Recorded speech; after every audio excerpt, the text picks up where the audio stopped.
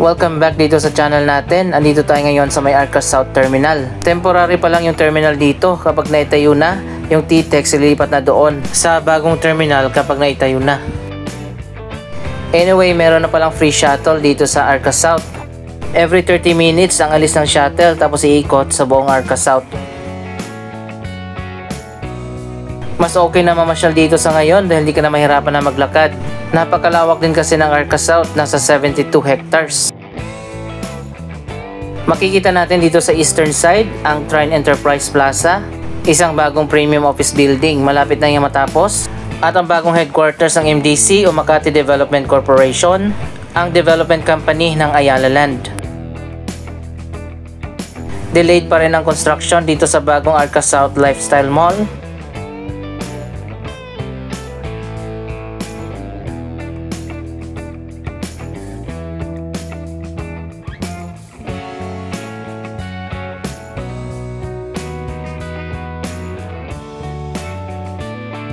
Diretso pala tayo dun sa dulo at doon na tayo bababa. Saka natin ikutin at tingnan ang latest na progress sa iba't ibang mga project na ginagawa dito.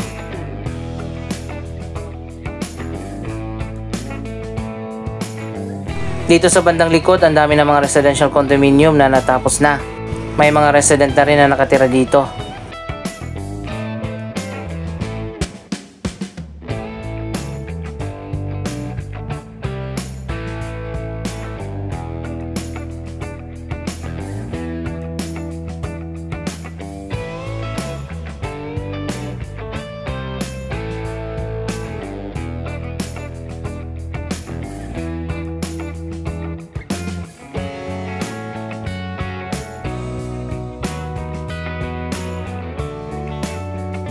So ayan guys, makikita nyo naman kung gaano kalawak ang Arca South.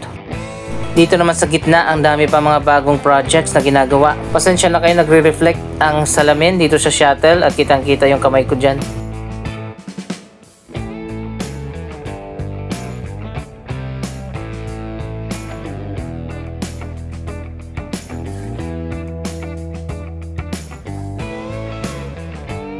May bago na palang football field dito na nasa gilid ng Lander Superstore.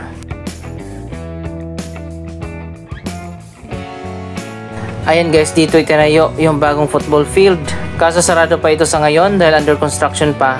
Yung paligid nito nagagawin din na bagong park.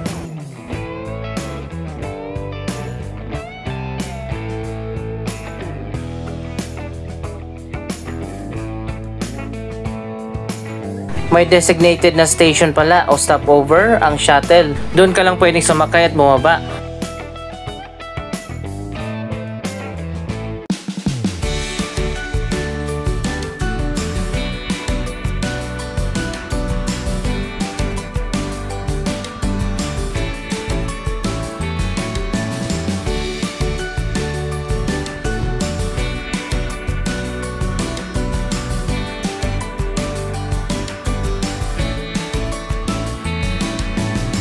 Nakababa na tayo dito sa dulo at pwede na natin ikutin ang Arca South at tingnan natin ang latest na progress sa iba't ibang mga projects.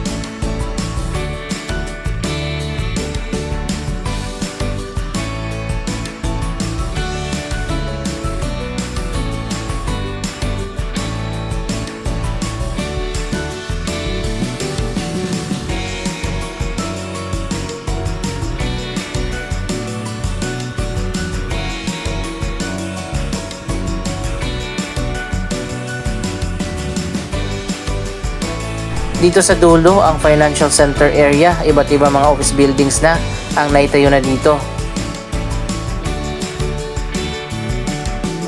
Nasa gitna naman ang iba't ibang mga residential condominium.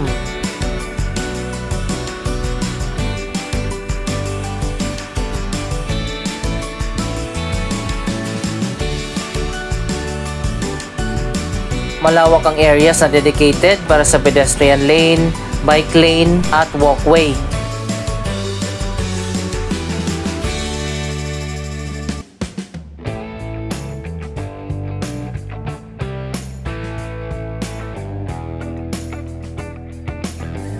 Nasa 72 hectares ang nabili ng Ayala Land dito sa FTI Complex. May 43 hectares pa naman ang natira sa FTI complex, pero ang majority nga ay nabili ng Ayala Land at ito na ngayon ang Arca South.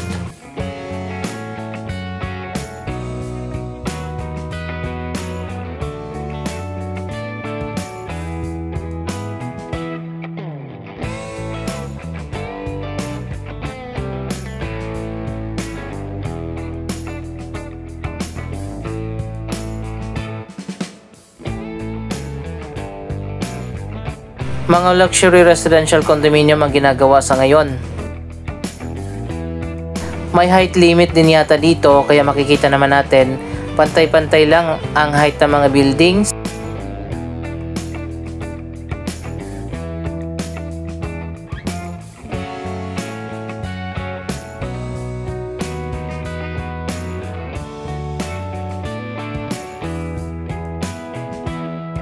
Malapit yata ang Arca South sa airport. Para ma-maximize ang Ayala Land ang property, malalim yung hukay ng bawat building. Siguro nasa 5 floors ang underground.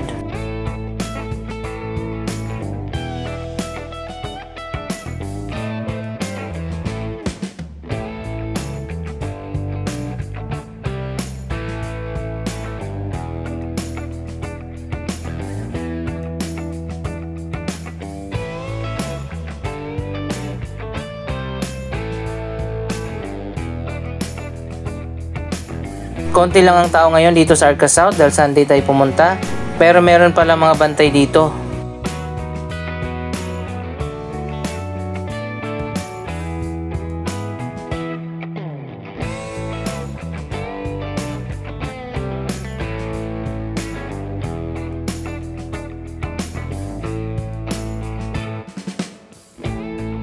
Dito sa dulo may mga areas na nakabakod, ibig sabihin malapit na rin simulan ang mga building na itatayo dito.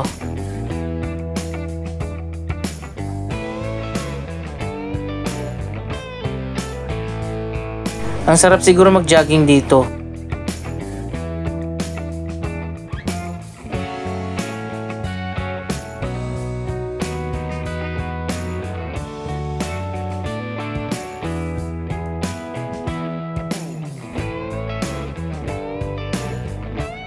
Dito naman tayo sa kabila, isa pang cluster ng mga residential condominium ang ginagawa sa ngayon.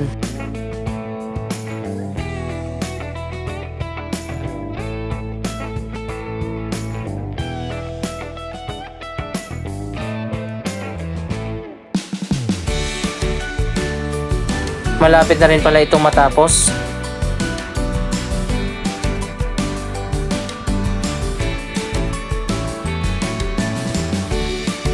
Nasa likod ng Lifestyle Mall ang itinayo na bagong football field.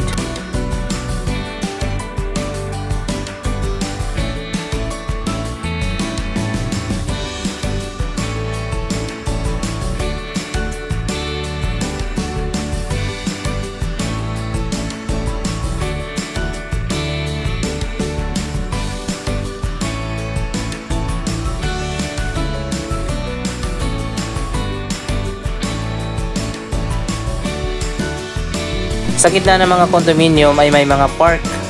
Mas okay kung ganito ang mga development. May mga open spaces katulad ng park at garden.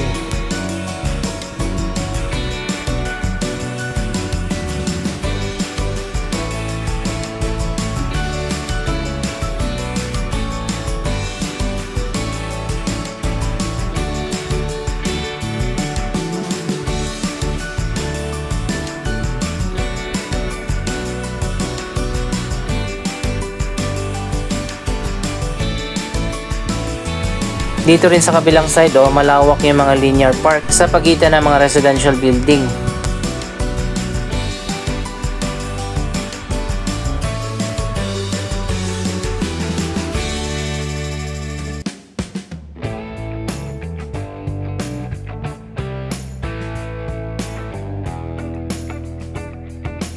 Dito sa dulo yung tapos na ng mga kondo at may mga resident na nakatira.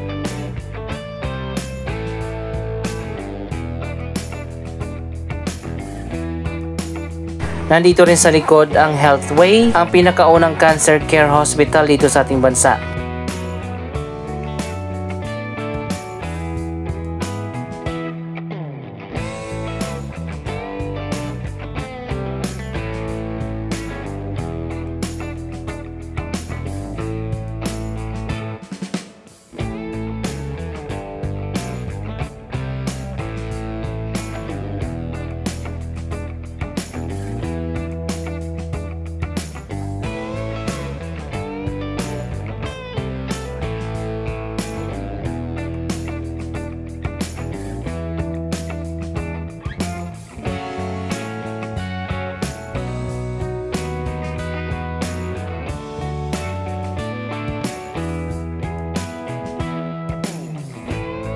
Halos lahat yata ng mga township ng Ayala Land ay may football field. Sa BGC meron ang Globe Turf at sa Circuit Makati ang The Blue Pitch.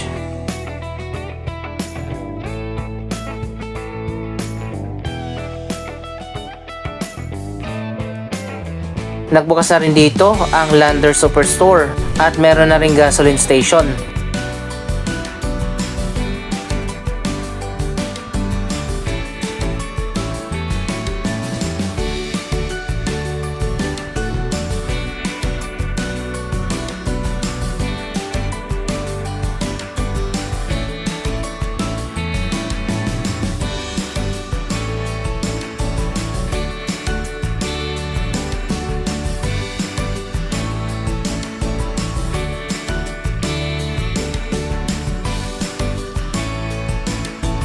Andito tayo sa pinakagitna ng Arca South. Ayun, kitang-kita naman natin ang mga developments na ginagawa dito.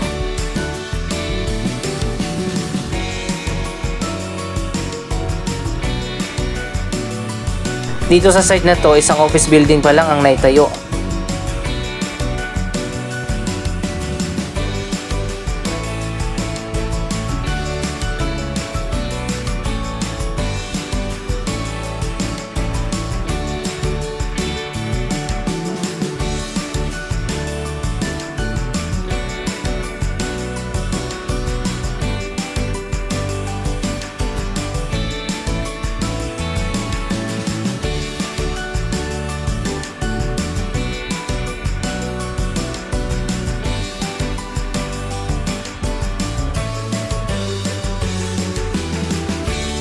Nakabakod na rin tong area na to, malapit sa Sunshine Mall. Posibleng tayuan na rin ito ng mga bagong building.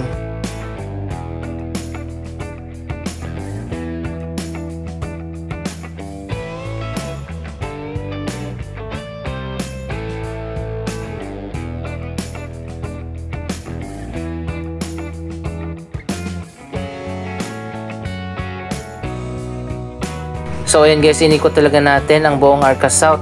May office building dito, ang Seda Hotel at ang bagong Lifestyle Mall na delayed pa rin ang construction sa ngayon. Para mas inuna ng Ayala Land na tapusin ang mga residential condominium.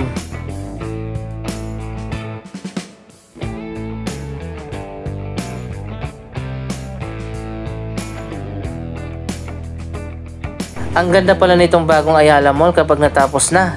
May linear park din yan sa gitna.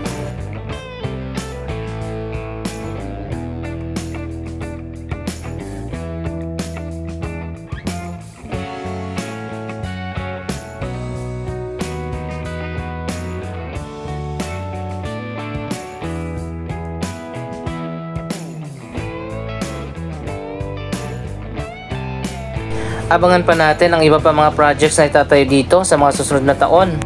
Kabilang na ang matagal nang hinihintay na Taguig Integrated Terminal Exchange na mas malaki pa at mas malawak kumpara sa PTEX. Isa pang bagong regional mall at mga office building, residential condominium, commercial complex at marami pang iba.